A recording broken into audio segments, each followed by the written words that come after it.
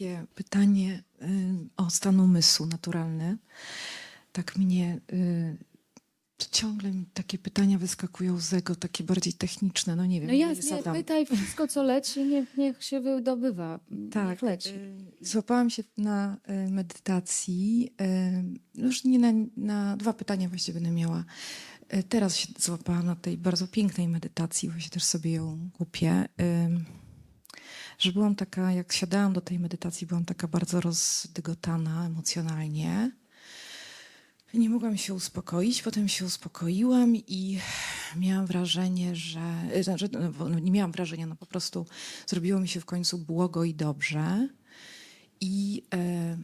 No i osiadłam sobie w tej błogości, no i odezwał się głos: no i Noryśkiewicz, masz to, jak tu jest cudownie, jest ekstra, to jest to.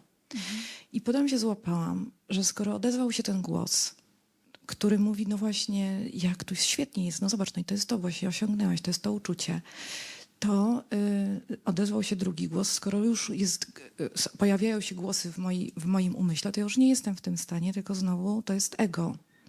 I moje pytanie jest takie, czy można być w stanie naturalnym umysłu i czuć tą czystą świadomość i jednocześnie pojawiają się te głosy i na styku jestem, czy można być w jednym i w drugim jednocześnie, czy ja jestem w tym, ja naprawdę to odczuwam, ale kurwa, znowu słyszę ten dudniący głos w mojej głowie, który mówi dobrze, źle. Głos jest taka ta lampa, on się niczym nie różni od lampy tutaj.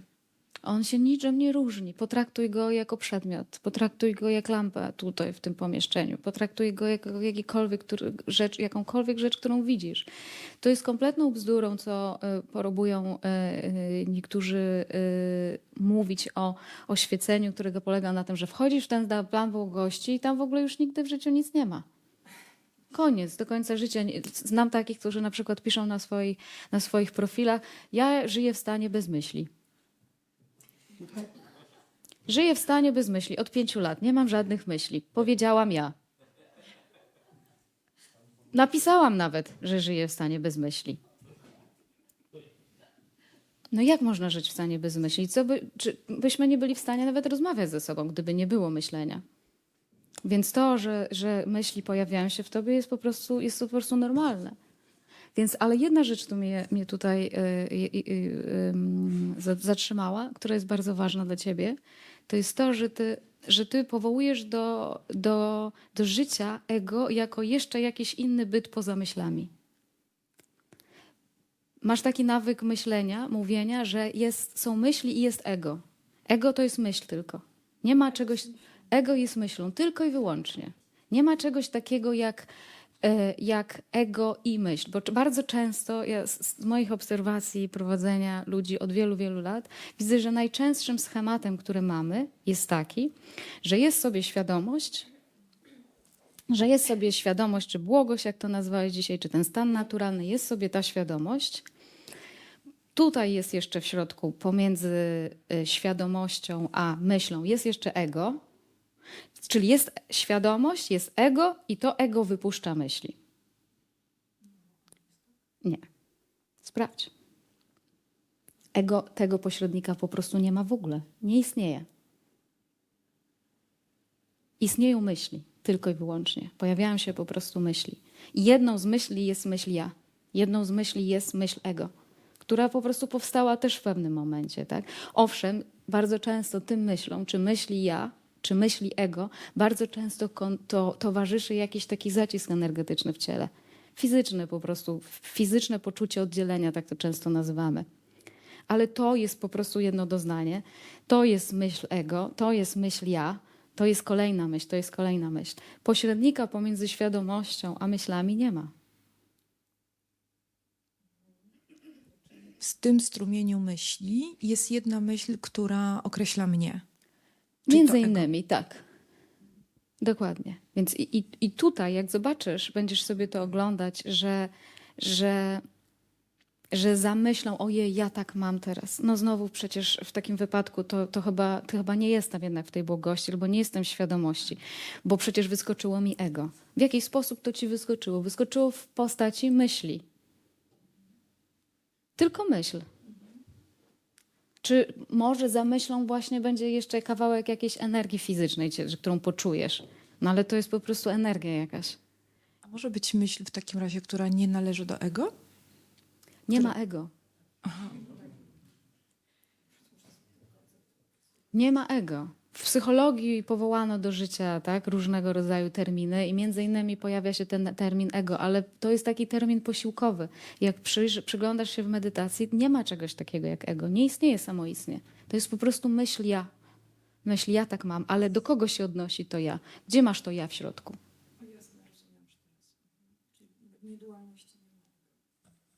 Są myśli. Jest myślenie, są myśli, są wszelakie obiekty, wszelakie doświadczenia. Wszystko to są obiekty, wszystko to są doświadczenia. Jeśli umysł je tak zakategoryzuje, natomiast jeśli świadomość skupia się na sobie, to nawet nie wie, co widzi. Doświadcza po prostu. Super, dobra, to jeszcze sobie to pokontempluję. Mam jeszcze jedno pytanie o... też się na tym bardzo często łapię, szczególnie na takich bardzo długich siedzeniach, jak na przykład na vipassanach. Ale też no to są też, mogę gdzieś jechać samochodem i łapać się na tym, że jestem w zawieszkach różnych, ale bardzo często też jest tak, że siedzę podczas długiej medytacji i moje pytanie brzmi, jak odróżnić, czy jestem w stanie naturalnym od dysocjacji, od odłączenia się. Nie mówię zamrożenia, bo to już jestem w stanie rozróżnić, ale takiej dysocjacji, że jestem w takim, prawda, stanie, powiedzmy, nie myślenia, ale, no, ale to jest taki stan... Okej, powiem ci, jak to odróżnić. W stanie naturalnym jesteśmy cały czas. Stan naturalny jest cały czas.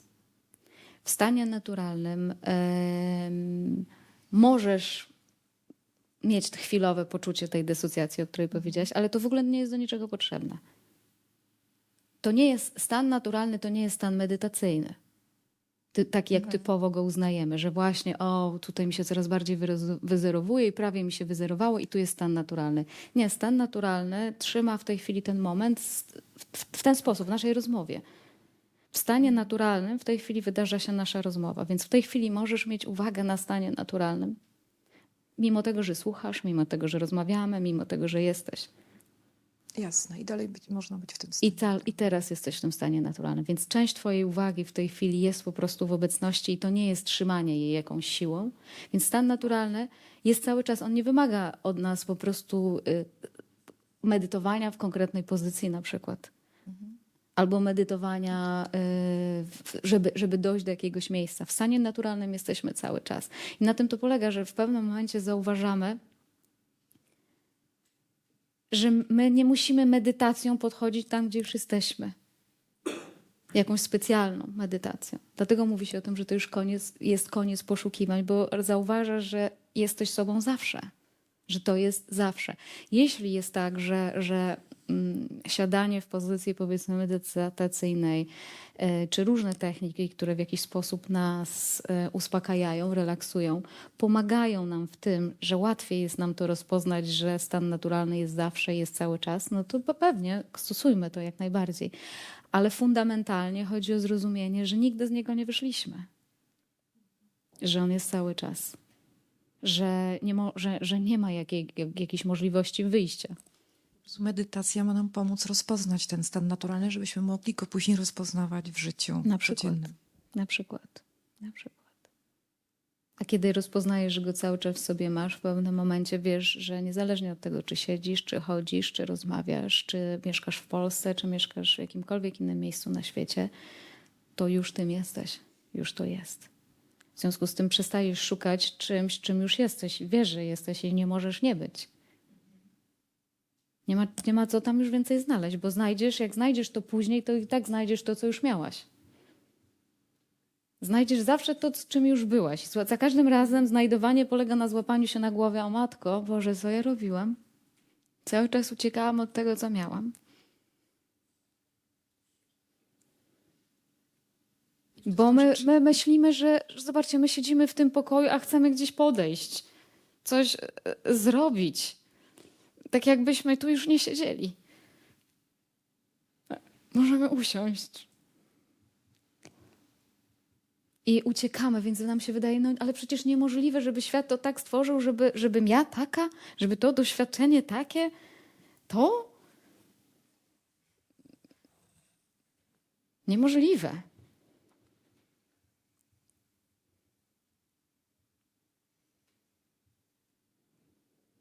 Ja, kiedy do mnie przyszło rozpoznanie tego, to miałam też taką śmieszną myśl, że rzeczywistość to sobie tak jednak śmiesznie wymyśliła, że na kogoś, kto się tym dzieli, wzięła kogoś takiego jak ja. Zupełnie serio. Ja miałam taki ubaw z tego. Już gorzej nie mogło wybrać, naprawdę. Myślałam sobie tak, nie mam żadnych jakichś wielkich... W ogóle nie wiedziałam, że ja mam jakieś zdolności intelektualne, zupełnie serio. Nie wiedziałam. Nagle się okazało, że po prostu gadam o tej świadomości i to szczerze mówiąc, no tak, no idzie to jakoś. I byłam bardzo zdziwiona, że to mam. Drugie myślałam sobie tak, czy ja mam jakiś specjalny charakter w ogóle taki w ogóle fajny? No chyba nie. No zupełnie zwyczajny. W ogóle nie ma tutaj jakichś nie wiadomo jakich zdolności. Czy nie wiem, czy jestem jakoś wybitna w jakiejś dziedzinie? No niespecjalnie.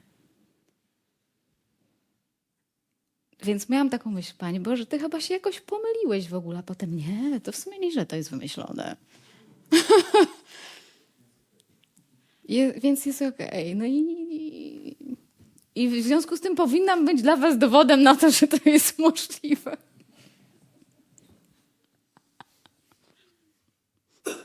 Tak uważam.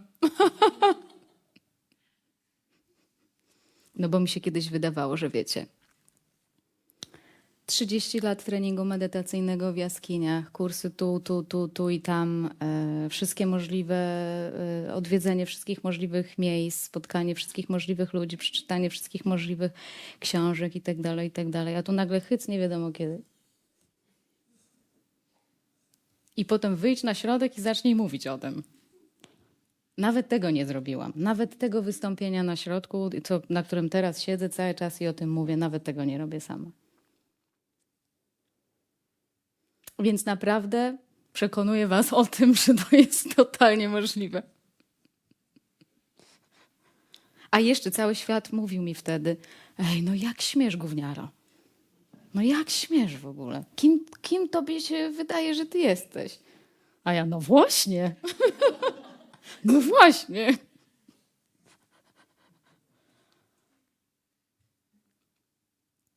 Więc umywam ręce od tego.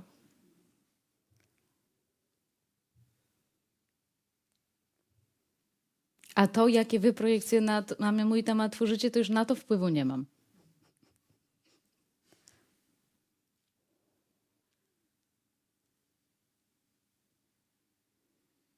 I to też jest dla mnie dowód na to, że nie ma tutaj celowości. W sensie takim, że to się stało, bo. To się stało, bo. Po prostu się stało. I wy tak samo, po prostu tu jesteście.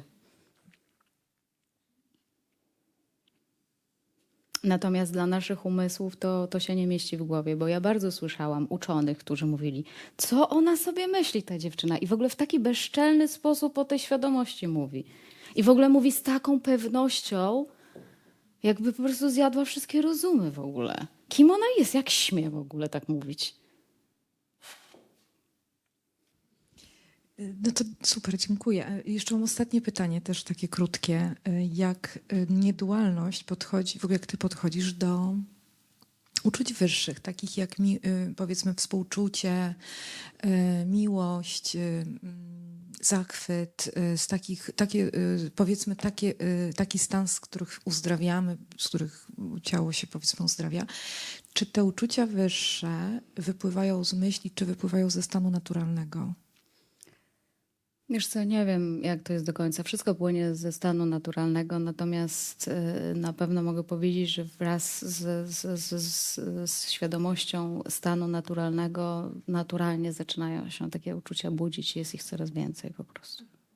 Zaczyna się pojawiać większe współczucie, większa wyrozumiałość, większa jasność widzenia,